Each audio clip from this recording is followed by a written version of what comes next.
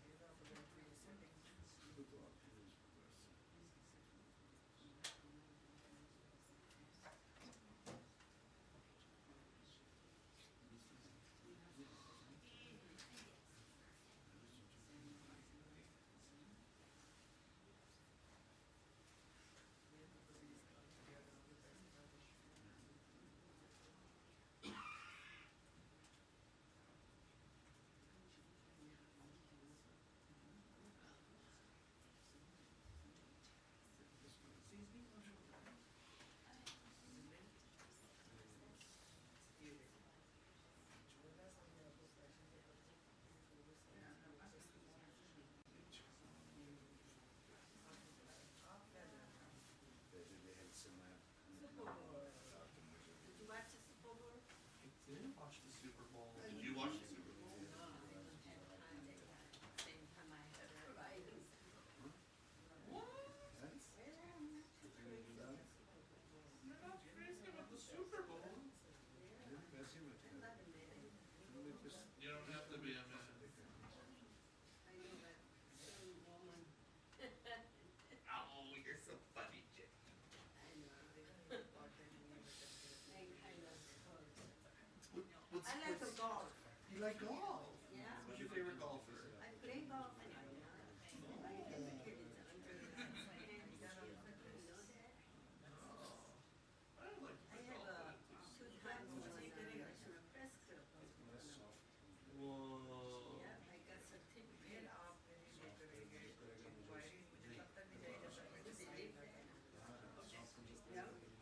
What? You cannot believe it.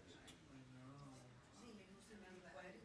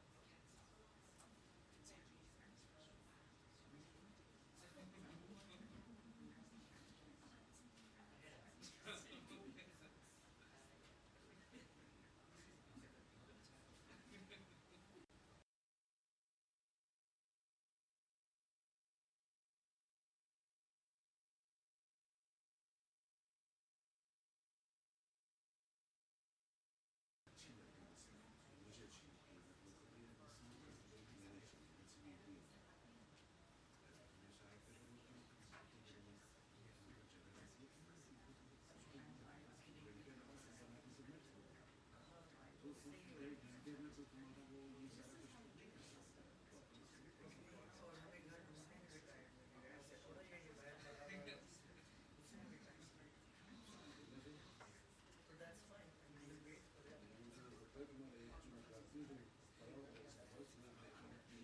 को 6 महीने का प्रिपरेशन नहीं किया अभी कितना होना चाहिए वैसे आपको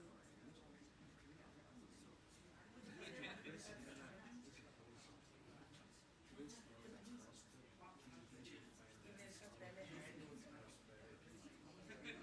मैंने भी घर नहीं भेजा था मैंने तो पहले चेक करता ये जो फर्स्ट टाइम होगा तभी लोन मिल जाएगा जो डीसी के लिए राइट एंड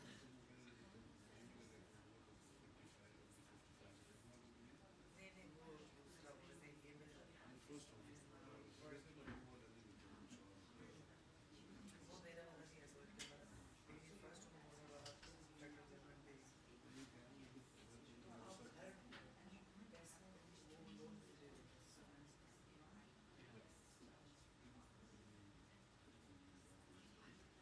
3 हफ्ते बाद हमें एक जगह अच्छी लगी जो वीकेंड को तुम्हें वीकेंड को 12 बजे मैं ठीक है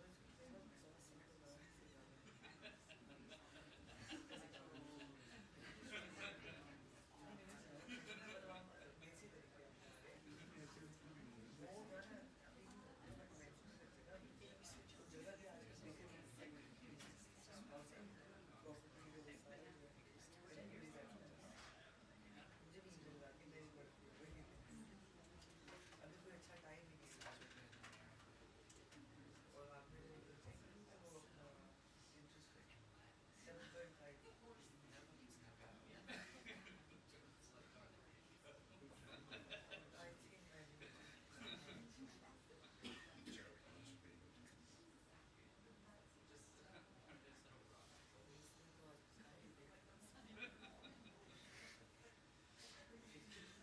कल जो सड़क की उन्होंने फंडिंग मंजूर की है ये सड़क से नीचे उसमें नीचे मंजूर होती है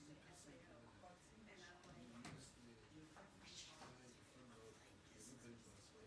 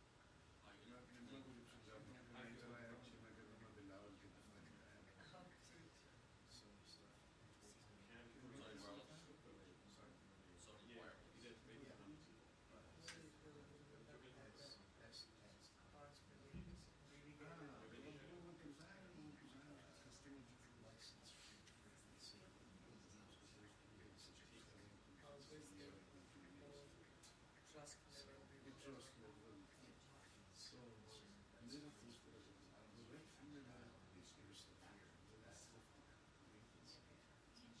Well, if he's got the same set as I have, or the same as yours, the blocks, I have a 900 wires. So that would make one.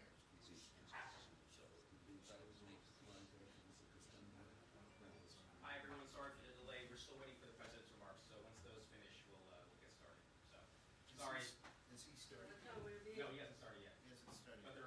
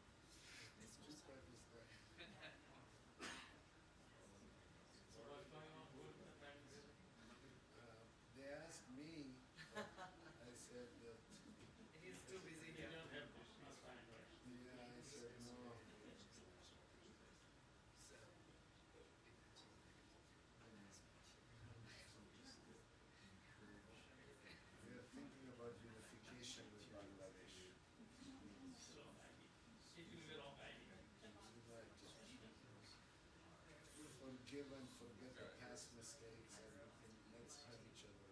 आवाज में तो भाई को नॉमिनेट करिए देखिए शहबाज शरीफ को नॉमिनेट मैं पूरा नहीं है पहले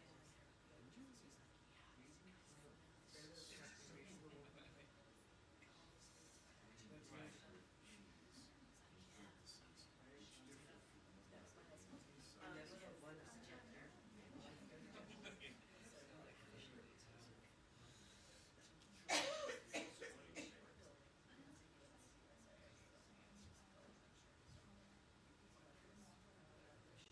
करना मैंने सही कहा था व्हाट्सएप ज़्यादा दिए यार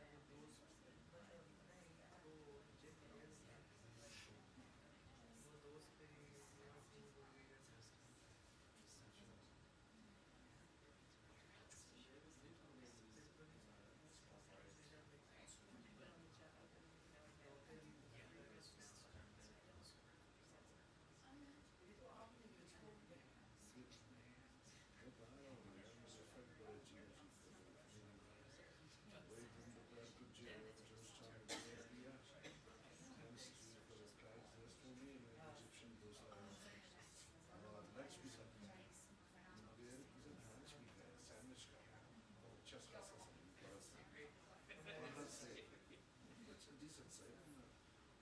घर जो है और चार पाँच महीने का की बीच में जब मैं गाड़ी चला रहा था तो मुझे कोई ऐसा लगा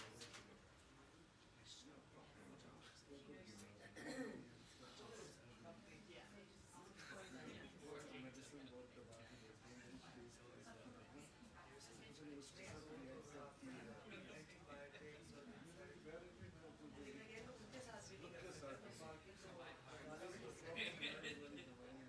हाँ तो वो फिर नेक्स्ट दवाई है कैंसर मिलती है वो बड़ी मैं मतलब जब से उसका फिर दो और बड़ी तेज किस्म का मूड के लिए दवाई खाता हुआ काम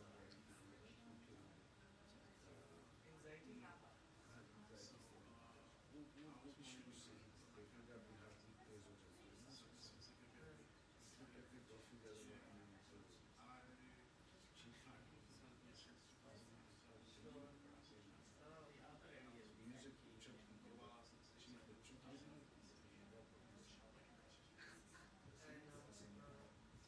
तो कुछ इसलिए मैं क्यों वजह से वीकेंड पे मतलब मैं इस लेवल का ड्रिंकर आराम से 5-6 डबल विस्की कोई मुझे कुछ दबा के ड्रिंक ना वीकेंड्स तो ये सारे क्लब मैंने बिजी करवाए हैं सुनो बेबी हाँ हाँ और डांस का प्रश्न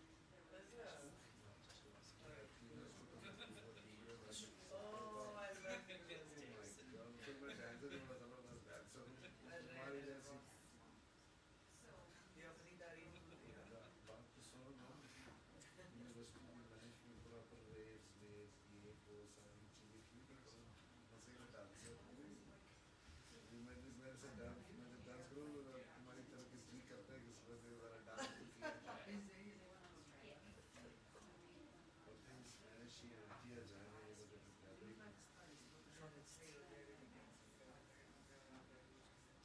नहीं पर मैं तुम्हारे से तो कहीं नहीं चाहता इजाज़त नहीं चाहता मैं तुम्हें हैंगओवर भी है मैं चाहता हूँ तुम ज़रा सफरिंग से गुजरो तुम्हारे दिल में मेरी कुछ कदर वो तो कभी नहीं होगी यहाँ पर खाने का लालच लो कि सामने बड़ी अच्छी जगह पे मैं खैर सोचता है इधर खाएंगे क्या है इसका नाम भी होगा कि ये बहुत मज़ेदार चीज़ है क्या है बहुत मज़े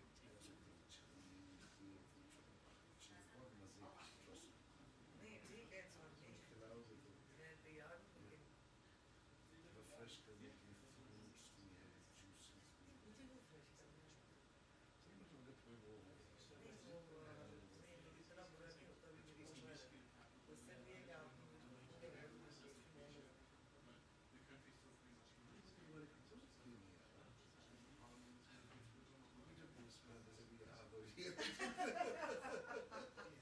वो तब बिगड़ गई है जब तुम्हारा जब तुम सोच भी नहीं होती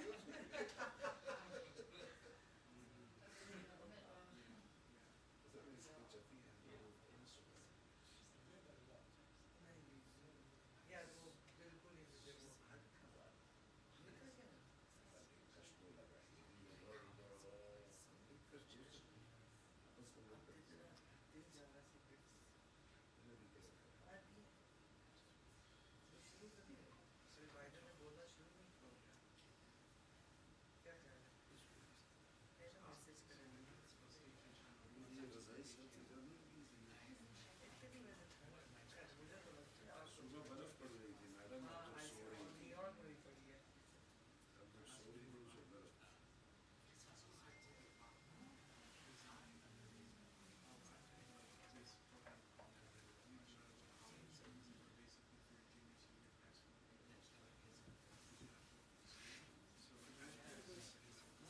फिर बस गए थे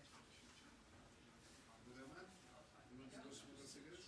I don't smoke Okay, they will sit here, so you better watch out for all these things. and messages on this stuff $30 in here, please.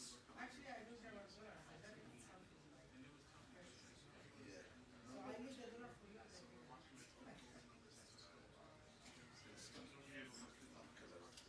just a Taste quick वाला फोन, शान के कलर को taste वाला, जबरदस्त। Sorry.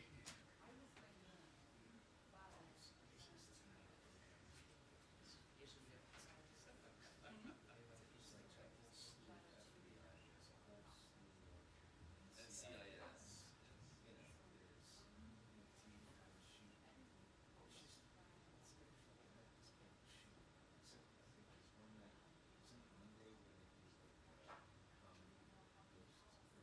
know, oh yeah, ghost movie.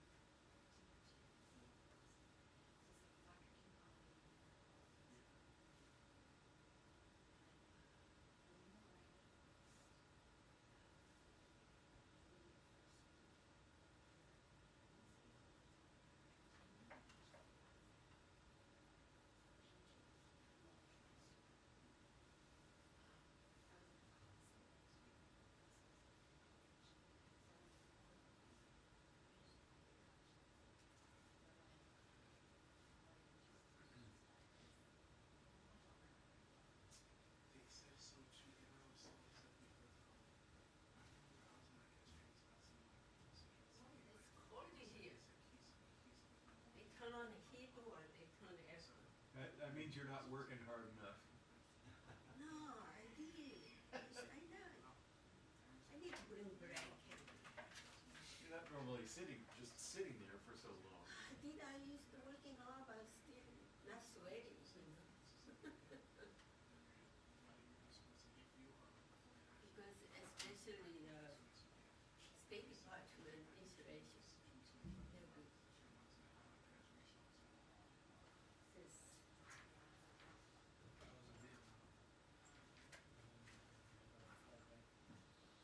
Even if summertime, two corridors. Yeah, I like the good stuff. You go to beauty salon.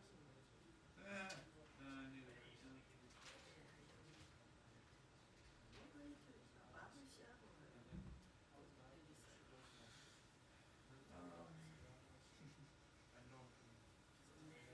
Barbershop, but with the, sink where they wash your hair. Because the spray, it's not good. I look up there, all my hair washed.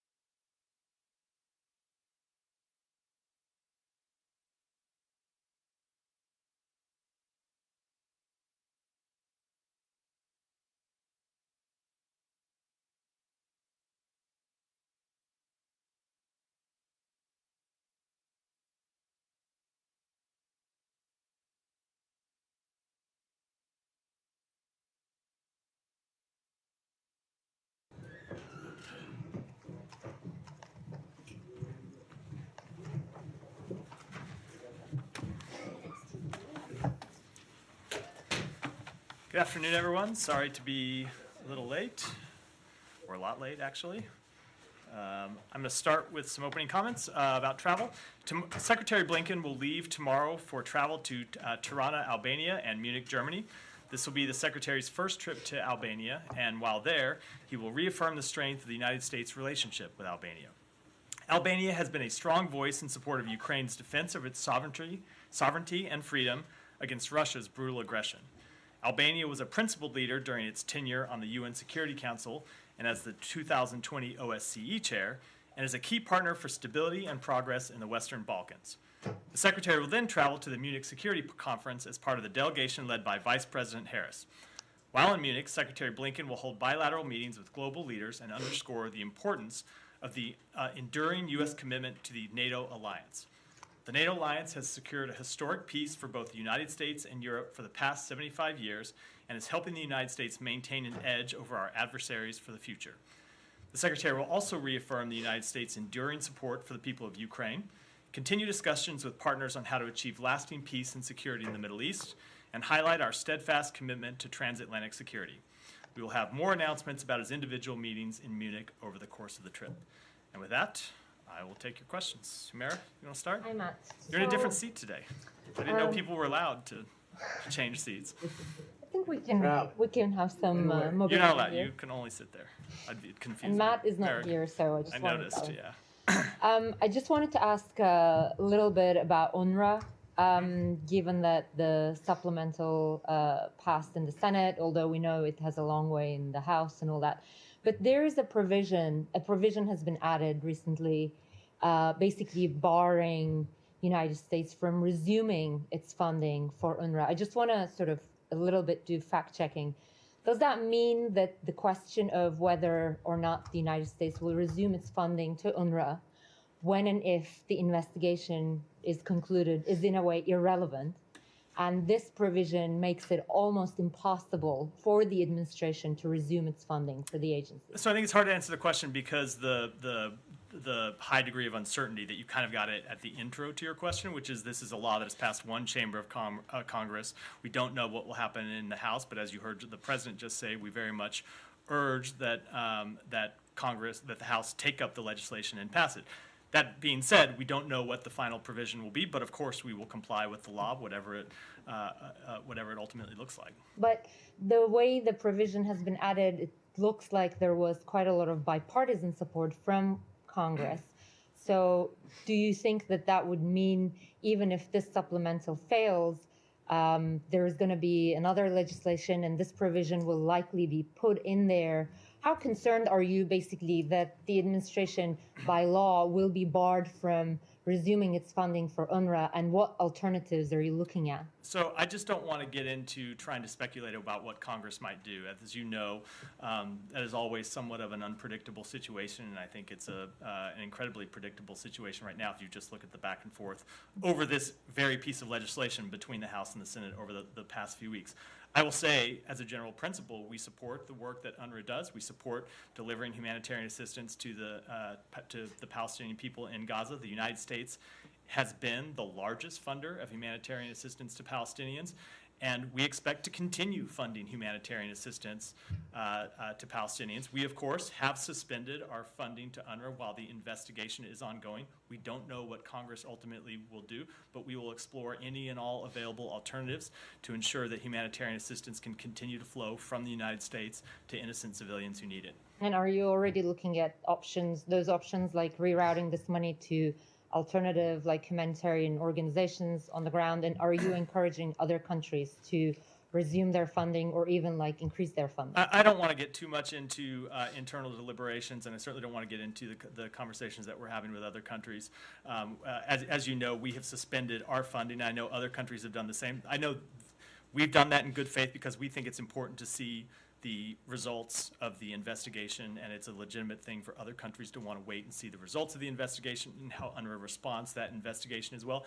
But of course, we are always looking at all available alternatives. We see the legislation that has passed in one branch of Congress. It is certainly possible that could pass through another branch and ultimately be the law. So of course we look at all available alternatives because, as I said, it is our priority to ensure that innocent civilians in Gaza can continue to get humanitarian assistance from the United States and from other countries who want to provide it to them. Okay, final thing is like the end of February is a critical date for UNRWA.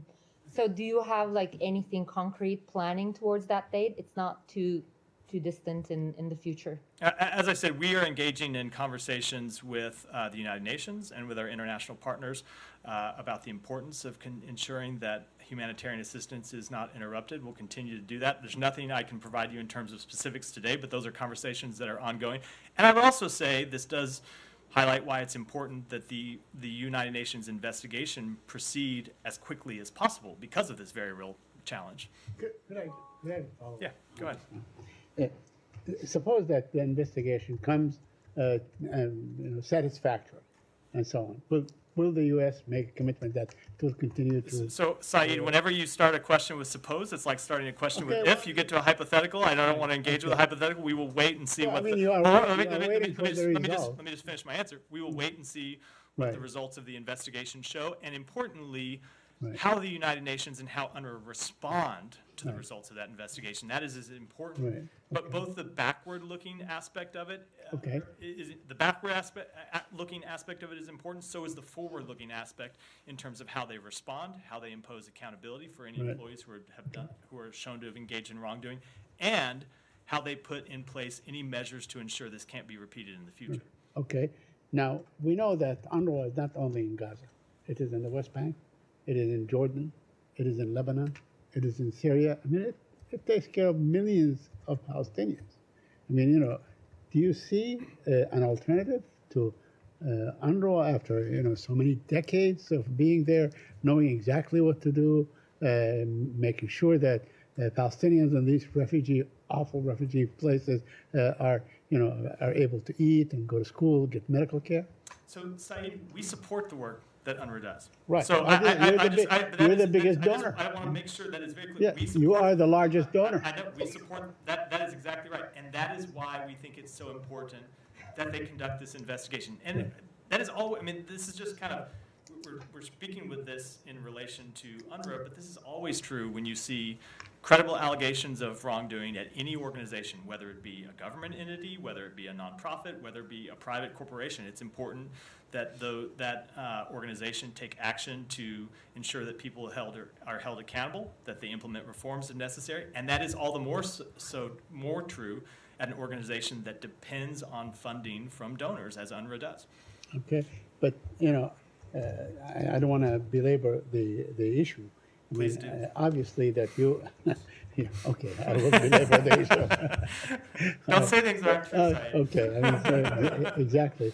But this is the thing. We are all expecting this investigation to conclude, and this investigation either can conclude positively or negatively. They say, okay, this is it. We are going to take one measure. 1, 2, 3, 4, 5 measures. So at least hypothetically, if you allow me, if and when, one would expect that the results would be satisfactory to all the donors. If they are, then one should expect that UNRWA would continue to function. When this investigation concludes, we will have a response to it, but I don't want, for obvious reasons, to offer what that response might be while the investigation is very much underway. But as I said, we support the work that UNRWA does, not just in Gaza, but everywhere else where it operates, because it provides humanitarian assistance that is critical. This is what I mean. Even if you get a satisfactory result from the investigation, but the Congress is barring you from going ahead with, they're prohibiting you to fund UNRWA, then what are you going to do? What's your solution? As I said, we will explore all available alternatives to deliver humanitarian assistance to the Palestinian people. We will follow the law, however. We don't have any choice to do that, and of course that's what we'll do. Could there be an executive waiver in this case? I'm sorry. You are now asking me to speculate about a law that has not yet been passed. So I do not know what provision, if any, will ultimately pass Congress. No, there's just no way to answer that question. I'll come back to you. Yeah. No, it's just to follow up on that. You say you support UNRWA, but you're effectively dropping UNRWA.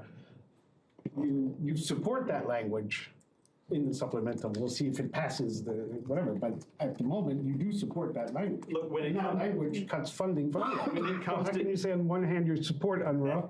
And on the other, you're saying, but we won't give you any money. So- That's a little bit an easy way. So when it comes to dealing with Congress, you always have to make difficult choices. Yeah. And this bill contains funding for Ukraine. It contains funding for Israel, contains funding for our troops in the region, and it also contains funding for humanitarian assistance for innocent Palestinians. And we think that funding is important to obtain from Congress. But Congress gets a say in how this works. They're a co-equal branch of government, and we engage in a back and forth with them, and ultimately you have to make kind of difficult decisions about whether you are willing to support a bill or not. And we made the decision that ultimately this bill is worthy of support because of all the good things it does. Can I ask about the Cairo talks today? Do you have any sort of readout of how the conversations are going? I do not. Do you expect a counterproposal to the counterproposal to be able to come back? I do not have a readout of how the conversations are going. I think even if I did, I would probably decline to give it from here. I can restate what we said going into these conversations, which is we do believe a deal is possible. We believe a deal is important to achieve. We're going to continue to push for a deal because we think it's important to get the hostages out and allow for a pause in the fighting to get more humanitarian assistance in and allow people to get to safety, but I don't have any update on the talks. There are reports that a shipment of flour from the U.S. is being blocked at Ashdod by some of the more extremist members of the Netanyahu government. Do you have any confirmation of this? So I have seen those reports. There's flour, U.S. flour, that has gone in to Gaza through Ashdod, not through Ashdod, goes into Israel through Ashdod and then it ultimately makes its way into Gaza previously. We have funded flour that would provide food for 1.5 million Gazans for 5 months. It is critical that this flour make it to Gaza. It is critical that people have access to the nourishment that it would provide. And we are engaging with the government of Israel to try and make sure that flour can continue to get in, not just as a one-off shipment, but for a sustained period over months. We have a commitment from the government of Israel to let that flour go through, and we expect them to deliver on that commitment. And then there were a couple cases of Americans being detained by the IDF. One of the families, Samaher Ismail, says that she was beaten in Israeli custody, has been denied her medications, and has also not been granted consular access. Can you confirm any of this? I know there are privacy considerations. Yeah, I am unfortunately not able to talk specifically about it. I can say that, as is the case anywhere in the world, we have no higher priority than the safety and security of U.S. citizens overseas. In any of these circumstances, whether it be in Israel or elsewhere, we seek consular access. We seek access to the individual, and we talk to their family when appropriate. We try to ensure that detainees or people who are arrested are treated fairly, are treated humanely, have full access to due process, have access to counsel.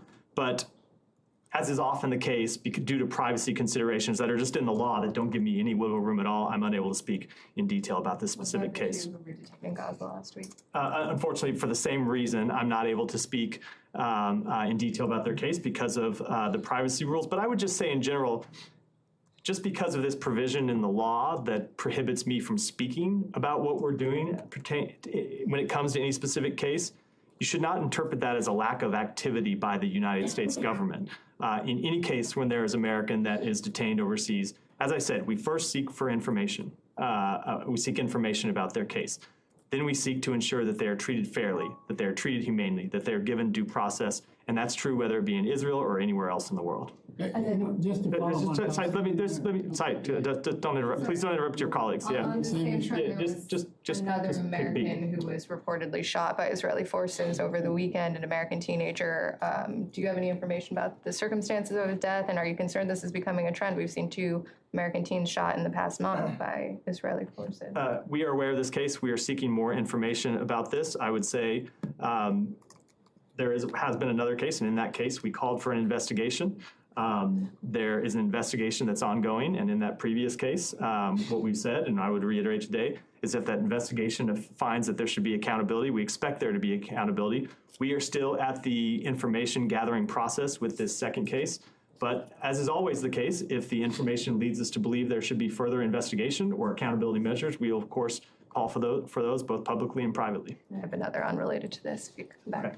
I wanted to follow up on Jenny's question about the talks in Cairo. I understand you're limited in what you can say, and without getting into the details or the tenor of the talks, can you confirm that the Israeli delegation arrived with something in hand to discuss? I think I should let the Israeli delegation speak for matters that pertain to the government of Israel. Okay. Did you ever receive an explanation as to why there was a delay in confirming that the Israelis would take part in these talks? Again, that's a matter I think best addressed to the government of Israel, not to me. Let me ask you about Rafah. There was an investigation completed by Amnesty International that evaluated 4 strikes that took place last year in Rafah and found that those were not legitimate military targets. So 1, do you have a response to the findings of that investigation? And 2, does that alter the United States thinking as the Israeli government weighs the possibility of an incursion into Rafah? I don't have any response to that specific investigation. Obviously, we are monitoring the evolving situation in Gaza. We examine the facts as they're available to us, but I don't have any assessment about those particular strikes. But it would in no way change our conclusion, which is that the government of Israel, before it launches any military operation in Gaza, or I'm sorry, in Rafah, needs to have a plan to deal with the humanitarian situation there. We've seen the government of Israel ask for such a plan to be developed. We think that's appropriate, and we think that once that plan is developed, it needs to be credible and it needs to be one that they can actually execute. To confirm, you have not yet heard back on a plan that is credible or executable from. No, it's my understanding that the government, that I think the Prime Minister only directed the creation of this plan Thursday, Friday. So no. One more, the status of the UN mission that the Secretary of State announced over a month ago now. Is it any closer to happening in northern Gaza? What prospects do Gazans have to return to their homes in the north? So we want that mission to happen as soon as possible. The initial steps of it happened a week before last, which was a 2-day reconnaissance mission that went into northern Gaza. That reconnaissance mission had been delayed because of fighting on the ground in northern Gaza. They were able to get in, not see all of northern Gaza, but see parts of it, and then made the decision that it was not safe for the full-blown assessment mission to go forward. We want that assessment mission to go forward as soon as possible. We're engaged with the UN about how it can go forward, whether it goes and surveys the entire north or whether there are places that they can go that is safe. This is not just a question of unexploded ordnance, although that's a real question, but it's a question of actual live fighting going on the ground in Gaza. As I said previously, there are Hamas fighters that had gone underground, and in this case, I don't mean necessarily legitimate underground into tunnels, but had gone underground, have now come out and have resumed fighting and resumed taking shots at the Israeli military. We want to see this UN mission happen as soon as possible, but I think it's in everyone's interest, including the UN's, that the mission be safe and that people be able to conduct the mission without being put in harm's way themselves. And so we'll continue to engage with the UN to try to get that off the ground really just as soon as we can. So just to confirm, I mean, from the U.S.'s perspective, from what you know about the mission and the circumstances on the ground, there's no near-term prospect for Gazan civilians to return to their homes. So I don't want to answer that question, you have to be able to know what the findings of the mission are, and the mission hasn't launched yet, but certainly we don't expect Gazans really to be able to return to their homes until this mission is completed and we know the circumstances, because you don't, again, want people to go into homes that are unsafe, into buildings that are unsafe, into buildings that are booby-trapped, into buildings where Hamas has left IEDs or where there is unexploded ordnance. So the mission is critically important, but I can't put a timetable on it. Yeah. I have 2 questions, Matt. First, about protecting journalists in war zones. Last night, our colleague in Al Jazeera in Gaza got been targeted. Our correspondent lost his leg, and our cameraman also suffered severe injuries in Gaza. Are you still in contact with the Israelis, pressing them to make everything possible to avoid targeting journalists? And my second question is just... Let me do the first one first, and I'll come back for the second one. So first of all, let me offer, of course, condolences to your colleagues who have been injured, and I know they are not the first Al Jazeera journalists to have been harmed during this conflict. So they have our sincere condolences, as do their families, and as do all of you at Al Jazeera. Yes, we continue to engage with the government of Israel to make clear that journalists ought to be protected. We understand, of course, that this is an active war zone. Journalists are doing are putting themselves in harm's way to bring us the truth, and we support their work in bringing us the truth, and we want to see that they're protected to the maximum extent possible. So go ahead with your second. My second question, if you have any comments on what Borrell was statements yesterday or day before yesterday when he said that if the United States wants to see or to minimize civilian casualties in Gaza, they should stop supporting Israel with arms shipments or with armed ammunitions.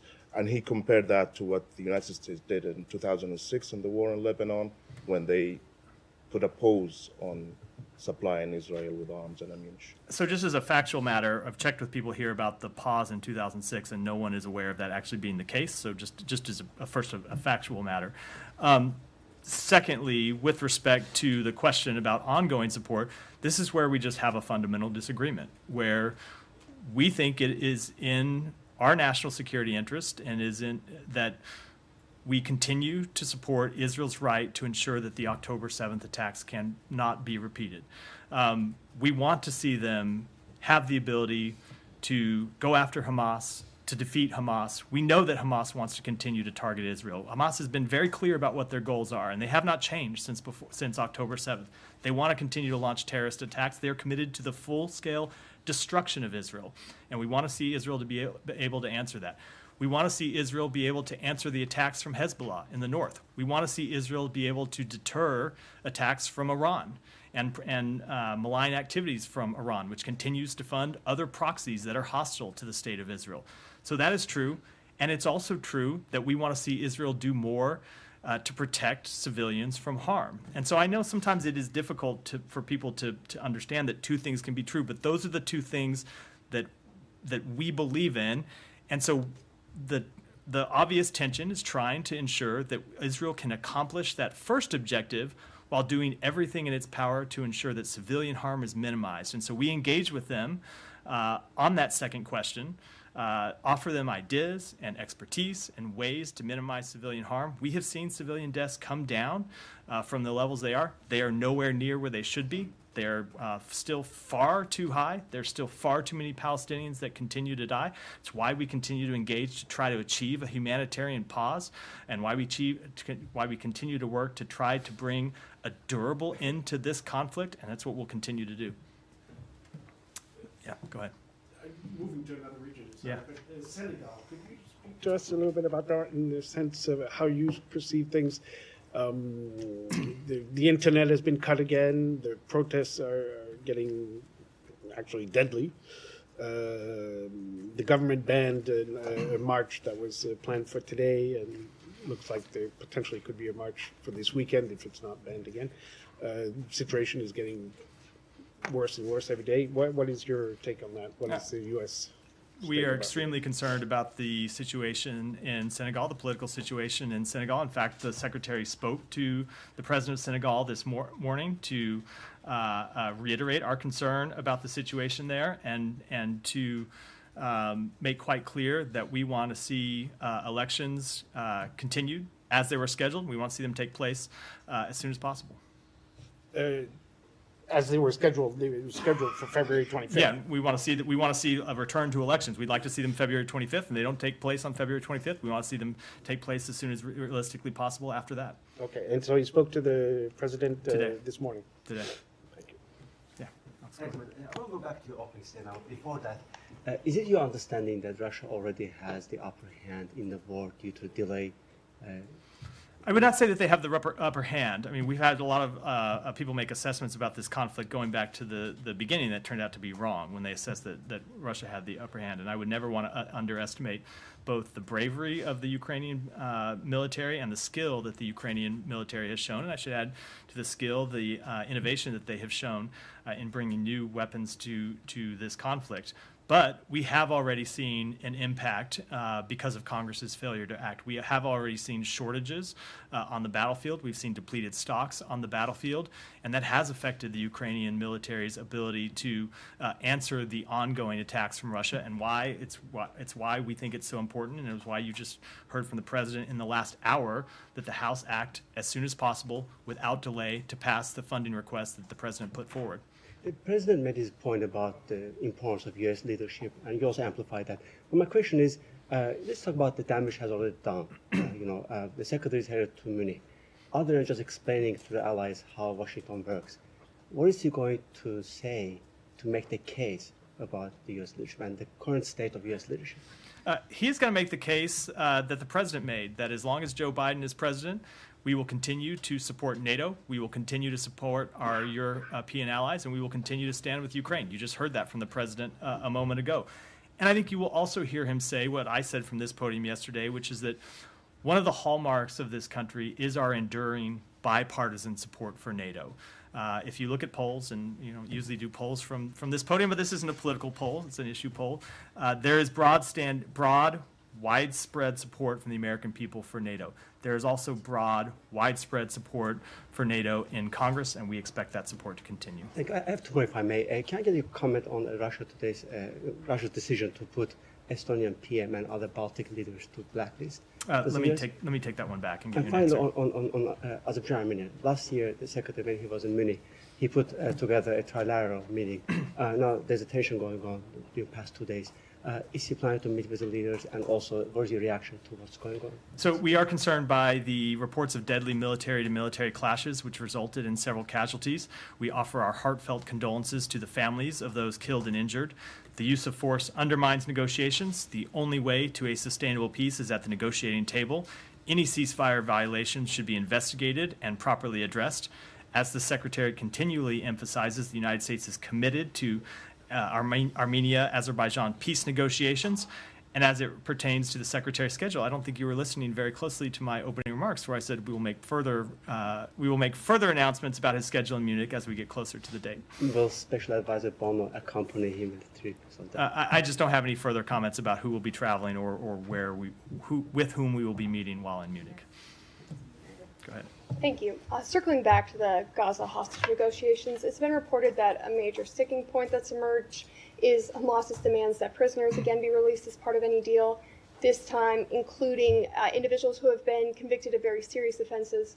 Would the U.S. see the release of any convicted terrorists as potentially detrimental to U.S. national security? You know, I just don't think I should negotiate from this podium about what is obviously a very sensitive and delicate question. So does that to imply that it's something that could be negotiated? It is not to imply anything other than that these are sensitive negotiations going on that do not just involve the United States, but involve the government of Israel, which is ultimately the country that would have to make that decision, as well as the governments of Qatar and Egypt. And I don't think I should say anything from this podium that could be seen in any way to impact those negotiations one way or the other. One follow. Does the U.S. still assess that Israel is negotiating in this as in good faith and that it shares the administration's interest in reaching a deal? We have seen public statements from the government of Israel that they want to secure the release of hostages. When we were in Israel last week, the Prime Minister reiterated that desire directly to Secretary Blinken, that it is a top priority for him to secure the release of these hostages. So yes, we do believe they're acting in good faith. Go ahead, Saeed. I just want to go back to Jennifer's question. I know you answered on the young Palestinian American that was shot dead last Saturday, Muhammad Ahmed Khadr. But like a month before, or less than a month before, another Palestinian American was shot dead. Tariq Abdul Jabbar. Anything new on his case? I spoke. In fact, I spoke to that in her response. I said when after that incident, after we gathered initial information, we called for an investigation. Hold on, Sai. Just let me finish. That investigation is ongoing, and we will wait to see what the results of that investigation show, because that's obviously appropriate.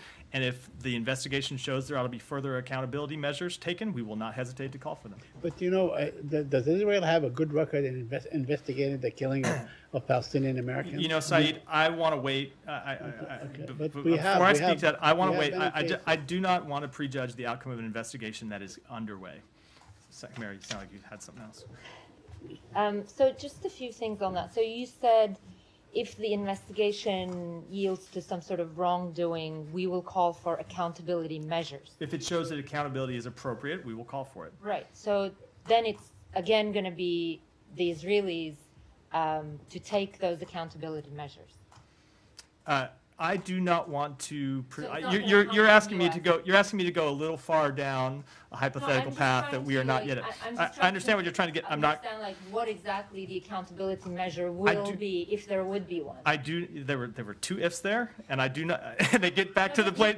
Hold on. It gets back to the place that I do not know what the investigation will show, so I'm not prepared to speculate on what our response might be. Because you guys are calling for investigations. There are now like a lot of different incidents, right? Some of them are involving American citizens, some of them are Palestinians. There are like a wide range of video footage showing the detonation of a university, for example. So assuming that you have flagged many, if not all of these incidents and asked questions about the conduct here, you have a lot of possible investigations or at least questions asked to IDF. I guess what I'm trying to get at is what makes you think, what is the path to accountability here from the US side? How will you ensure the accountability? And what makes you think that given the cases of, for example, Shireen Abu Akleh, who was an American Palestinian journalist, what makes you think that there will be accountability? So we deal with the government of Israel in the same way we deal with every country in the world when it comes to treatment of United States citizens, which is when we see reports of U.S. citizens that have been detained, have been arrested, that have been killed, have been in any way potentially mistreated, we first gather information. If it's appropriate, we ask for a full investigation. If that investigation shows that there ought to be accountability, we call for accountability measures. I will also state that when it comes to activity in Israel, the United States has shown that it is willing to impose its own accountability measures when you think it's appropriate. You've seen us roll out visa bans with respect to extremist settlers in the West Bank. You've seen us impose financial sanctions when it comes to extremist settlers in the West Bank. So when it comes to accountability, it is always appropriate that the host government, the government in question, have the responsibility to take the first actions. That is the right, that is the responsibility that we expect any government to take.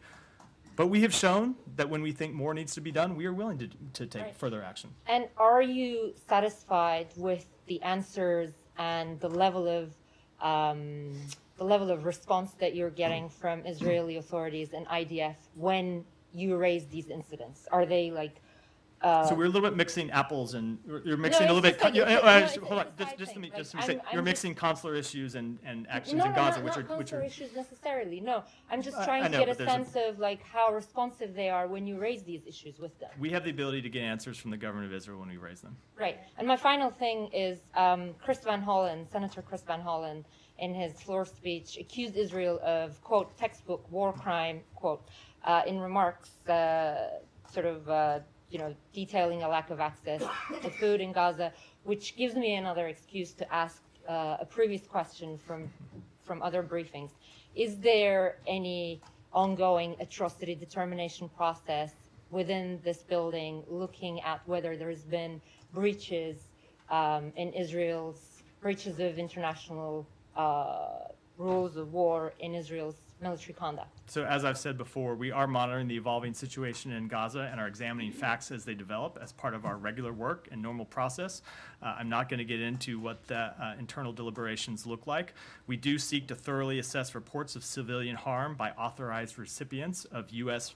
Provided defense articles around the world, including under the Civilian Harm Incident Response Guidance, the CHIRG. We can't comment on the specifics of ongoing reviews, but as we have said before, we are reviewing incidents in the current conflict according to the process set out in the CHIRG. That process is not intended to function as a rapid response mechanism. Rather, it is designed to systematically assess civilian harm incidents and develop appropriate policy responses to reduce the risk of such incidents occurring in the future, and to drive partners to conduct military operations in accordance with international humanitarian law. So you do have CHIRG processes looking into Israel's military conduct? We do. We have said that before, yes. Okay. Janie, go ahead. Thank you, Matt. On Russia, North Korea, China, North Korean delegation visited Russia today at the invitation of the Russian parliament. And Kim Soo-gil, who head of the North Korean delegation, is on the U.S. and South Korea sanctions list against North Korea. And Kim Soo-gil is also involvement in the development of ballistic missiles and weapons of mass destruction while he was director of the military's General Political Bureau. How would you comment? I don't have any specific comment other than that we will always seek to appropriately enforce our sanctions. Okay, secondly, China is also violating sanctions against North Korea. How do you think Russia and China violation of sanctions against North Korea will affect UN Security Council? Again, we will always appropriately enforce all of our sanctions. Go ahead. Thanks, Matthew. Today, Secretary Blinken hosted King Abdullah. What is the State Department doing to get Jordan to extradite Aklam Tamimi, a terrorist wanted by the U.S. for a bombing that killed 2 Americans in 2001? And then, do you think Democrats and Republicans in the House should use the discharge petition to bypass Speaker Johnson in passing the Senate supplemental? So as it pertains to your first question, I'm going to defer comment to the Department of Justice, as we always do when it pertains to matters of extradition. And with respect to your second, I certainly don't want to comment on internal legislative dynamics in the House. Gita, go ahead. Thanks, Matt.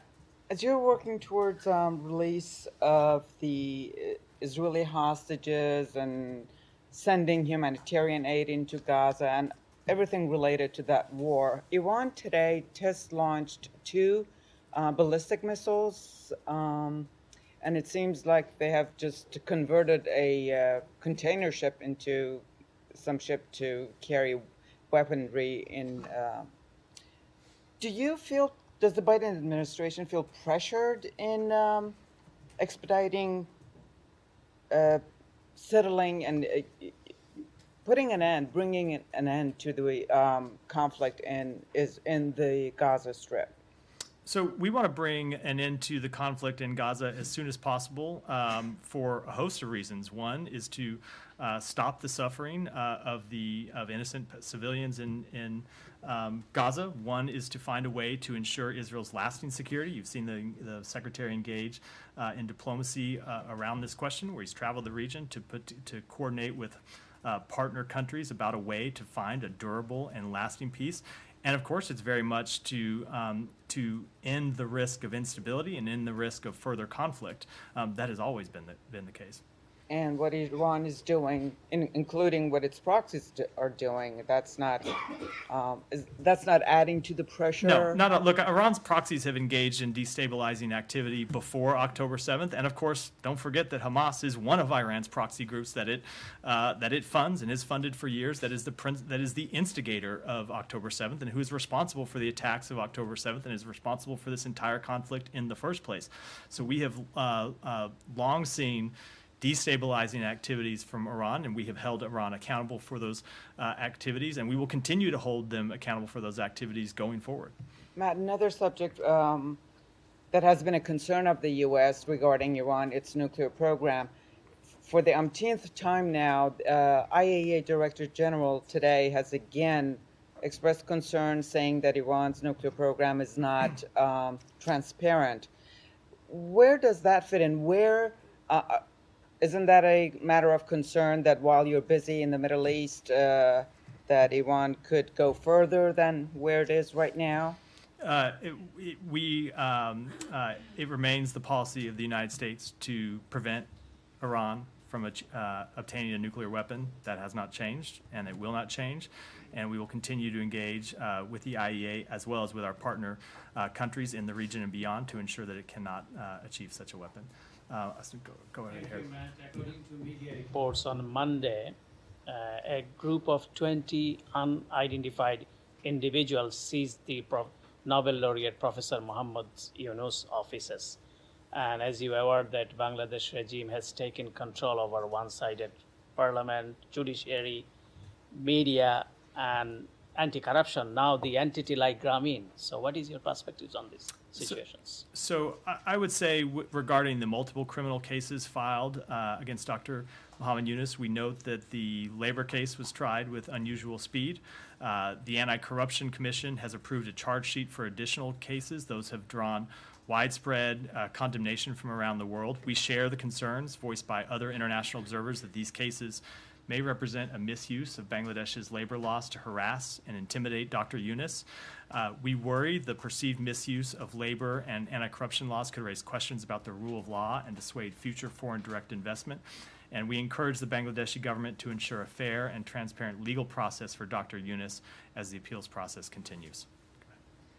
The Voice of America and Taliban announced that 2 Taliban detainees from Guantanamo have released previously and were kept in Oman. They went back to Kabul and received a red carpet reception. At the meanwhile, there are some reports that Mr. Rahim Haqmal, who were assistants to Osama bin Laden, have released by the U.S. agency.